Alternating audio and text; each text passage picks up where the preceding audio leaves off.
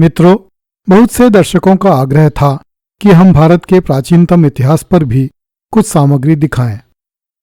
उनके अनुरोध का सम्मान करते हुए हमने हिंदू धर्म की कथाएं नाम से एक नया हिंदी चैनल आरंभ किया है।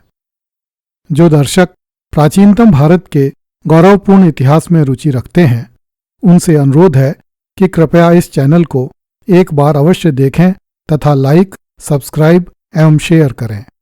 धन्यवाद।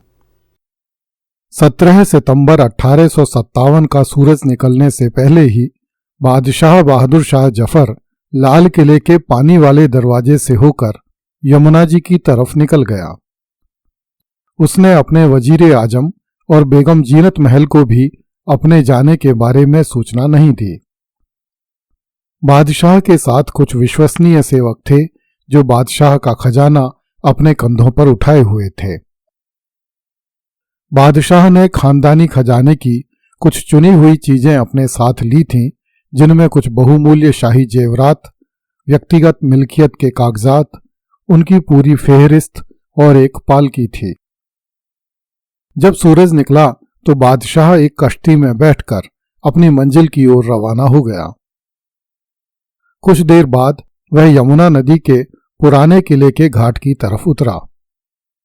बादशाह समझ रहा था कि उसे किले से निकलते हुए कोई नहीं देख रहा है, किंतु संभवतः वह गलत था। हॉडसन के कुछ जासूस 24 घंटे बादशाह की गतिविधियों पर नजर रखते थे और पल पल की खबर हॉडसन तक भिजवाते थे। कहने की आवश्यकता नहीं कि इन जासूसों ने इस सूचना को हॉडसन तक पहुंचाने में कितनी शीघ्रता की होगी। बादशाह शाहजहानाबाद से 3 मील दूर दक्षिण में ख्वाजा निजामुद्दीन की दरगाह पर पहुंचा। उसने अपना सारा खजाना निजामी खानदान के वारिसों के पास अमानत के तौर पर रख दिया, जिसमें एक संदूक उन पवित्र चीजों का था जिनके बारे में दुनिया के बहुत कम लोग जानते थे। इस सामग्री में पैगंबर की दाढ़ी के 3 पवित्र बाल भी थे, जो तैमूरी खानदान में 14वीं सदी से बाप से बेटे को पवित्र विरासत के रूप में मिलते रहे थे और जफर को उनसे बेहद लगाव था। महल की डायरी और दूसरे संदर्भों से पता चलता है कि विशेष अवसरों पर बहादुर शाह जफर स्वयं अपने हाथों से उन पवित्र बालों को गुलाब जल से धोता था। यह समस्त सामग्री निजामुद्दीन औलिया की दरगाह पर सुरक्षित रख देने के बाद बादशाह ने दरगाह में अपनी और अपने परिवार की सलामती के लिए दुआ मांगी। दरगाह के पीरजादे ने बादशाह को बहुत साधारण नाश्ता करवाया। नाश्ता करने के बाद बादशाह फूट फूट कर रोने लगा तथा पीरजादा से कहने लगा कि मैं हमेशा से जानता था कि ये बागी हमारे सिर पर मुसीबत लाएंगे। मुझे शुरू से ही बहुत से अंदेशे थे और अब वे सब सच साबित हो रहे हैं। ये सिपाही अंग्रेजों के सामने भाग खड़े हुए। हालांकि मैं एक दरवेश हूं और मेरा मिजाज सूफियाना और फकीराना है, लेकिन मेरी रगों में जो अजीम खून दौड़ रहा है वह मुझे खून की आखिरी बूंद तक लड़ने के लिए तैयार रखेगा। मेरे बुजुर्गों ने इससे भी ज्यादा बुरे दिन देखे थे, लेकिन वे कभी हिम्मत नहीं हारे। लेकिन मैंने किस्मत का लिखा पढ़ लिया है। मुझे अपनी नजरों के सामने यह मुसीबत नजर आ रही है जो मेरी नस्ल की शान को खत्म कर देगी, और अब कोई शक नहीं रहा कि मैं तैमूरी घराने का आखिरी आदमी हूं जो हिंदुस्तान के तख्त पर बैठा। मुगल बादशाह का चिराग भड़क रहा है तथा सिर्फ चंद घंटे और रोशन रहेगा। जब मुझे यह मालूम है तो मैं क्यों बेकार का और खून बहाने की वजह बनूं।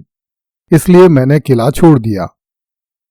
अब यह मुल्क खुदा के हवाले है और उसकी मिल्कियत है, वह जिसे चाहे सौंपे। इसके बाद बादशाह अपनी पालकी में बैठकर अपने गर्मियों के महल में चल दिया, जो महरौली में कुतुबुद्दीन बख्तियार काकी की दरगाह के पास स्थित था। वहीं पर बादशाह को प्रधान सेनापति बख्त खां मिलने वाला था।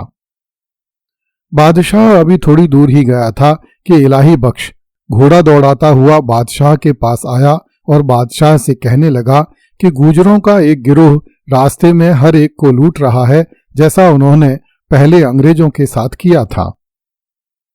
स्कॉटिश लेखक विलियम डेलरिम्पल ने लिखा है कि इलाही बख्श ने जो कहा था वह सच था, किंतु जफर को मालूम नहीं था कि इलाही बख्श हॉडसन का वेतनभोगी कर्मचारी था और वह हॉडसन के कहने पर ही बादशाह को ढूंढता हुआ वहां आया था। बादशाह अंग्रेजों के हाथों में पड़ने से बचता फिर रहा था और हॉडसन अपना खेल खेल रहा था। वह भी नहीं चाहता था कि बादशाह अंग्रेजों के हाथों में पड़ जाए। वह बादशाह को एक सुरक्षित स्थान में जाकर छिप जाने देना चाहता था ताकि समय आने पर वह बादशाह को गिरफ्तार करके कंपनी सरकार के सामने स्वयं को अत्यंत योग्य अधिकारी सिद्ध कर सके। विलियम हॉडसन ने बेगम जीनत महल से एक गुप्त समझौता समय रहते ही कर लिया था कि जब भी बागियों का अंत हो जाएगा तो बादशाह तथा बेगम को विलियम हॉडसन के समक्ष आत्मसमर्पण करना पड़ेगा। इसके बदले में विलियम हॉडसन कंपनी सरकार से यह वचन लेगा कि कंपनी सरकार बादशाह बहादुर शाह जफर, बेगम जीनत महल, शहजादे जवान बख्त और जीनत के पिता की जान नहीं लेगी। इस समझौते में बहादुर शाह जफर की अन्य बेगमों एवं उनके पुत्रों का कोई उल्लेख नहीं था, किंतु इस समझौते के हो जाने की बात न तो बादशाह को पता थी और न कंपनी सरकार के किसी अन्य अधिकारी को। इसलिए बादशाह विचार कर रहा था कि वह अपने प्रधान सेनापति बख्त खां से मिलकर उसकी सहायता से दिल्ली से बाहर चला जाए। यही कारण था कि बादशाह ने इलाही बख्श की बात नहीं मानी और कुतुब साहब की दरगाह की तरफ बढ़ना जारी रखा। किंतु जब इलाही बख्श ने कहा कि बेगम जीनत महल ने हॉडसन से सारी बातें तय कर ली हैं तथा बेगम जीनत महल भी निजामुद्दीन औलिया की दरगाह पर पहुंचने वाली हैं, तो बादशाह वापस निजामुद्दीन की दरगाह की तरफ मुड़ गया। कुछ देर बाद बेगम जीनत महल निजामुद्दीन औलिया की दरगाह पर आई तथा बादशाह को लेकर हुमायूं के मकबरे पर चली गई, जो निजामुद्दीन की दरगाह से अधिक दूर नहीं था।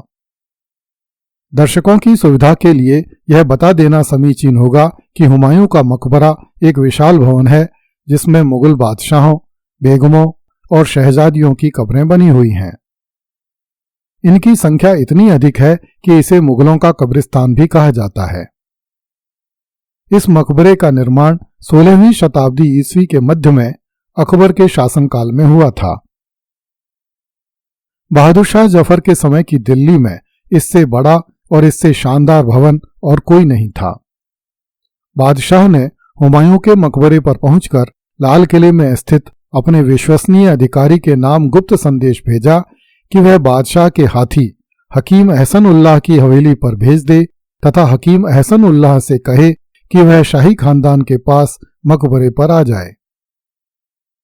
इसके बाद बादशाह अपने पूर्वजों के मकबरे के अंदर के तहखाने में इंतजार और दुआ करने चला गया। इधर तो ये सब घटनाएं हो रही थीं और उधर पूरी दिल्ली में यह सूचना आग की तरह फैल गई कि बहादुर शाह जफर ने आखिर वही कर दिखाया जिसे करने की धमकी वह लंबे समय से दे रहा था, अर्थात वह किला छोड़कर ख्वाजा कुतुब की दरगाह पर चला गया।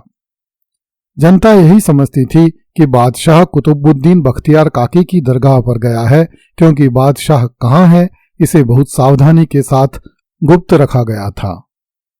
अगली कड़ी में देखिए, अंग्रेजी सैनिकों ने लाल किले में रहने वालों को तीतरों की तरह मार डाला।